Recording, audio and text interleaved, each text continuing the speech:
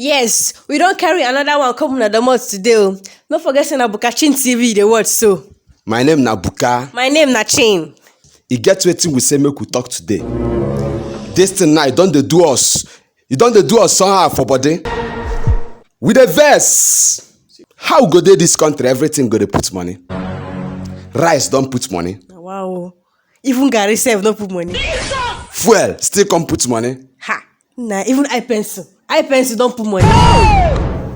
As everything dey put money, we say make we come here for Buka Chin TV, make we warn people wey dey rule this country. Make they hear am o. Make una hear am o. Abeg, make anything no happen to our 2.5 gig 500 naira. Nigeria is not Na that one go cause problem. Serious problem.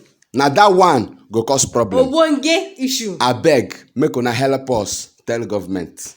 Thank you.